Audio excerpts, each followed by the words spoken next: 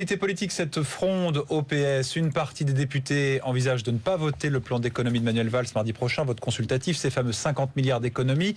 Les grands perdants de ce plan, ce sont les fonctionnaires. Gel des salaires confirmé en Conseil des ministres hier, ça fera 7 ans sans augmentation. Annabelle Villemont, Benoît Ruiz. Karine a 33 ans. Elle est employée de cantine. Fonctionnaire depuis maintenant 15 ans, elle a l'impression que son salaire ne progresse guère. 1 234 € en 2009, 1 335 en 2014. 100 € d'évolution en 5 ans. C'est trop peu. Beaucoup trop peu. Alors quand elle a appris le gel du point d'indice jusqu'en 2017... On encaisse, même si des fois, bien sûr, on pense à partir.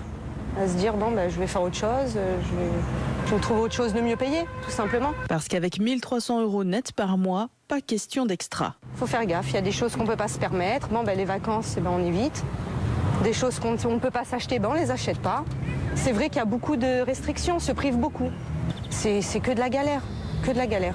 Karine a encore la chance d'être en couple et d'avoir un mari bien payé, mais pour certains, la galère vire au cauchemar. On a aujourd'hui des agents, malheureusement, dans ce département, et on en connaît qui dorment dans leur voiture parce qu'ils ne peuvent plus se loger. On ne peut pas faire des économies sur le dos du fonctionnaire et faire des économies sur un fonctionnaire qui gagne 1 200 € pour, soi-disant, renflouer les caisses de l'État, etc. Les syndicats appellent à une grande mobilisation le 15 mai prochain.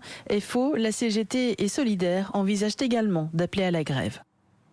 Et puis pour l'anecdote politique, Ségolène Royal qui aurait décidé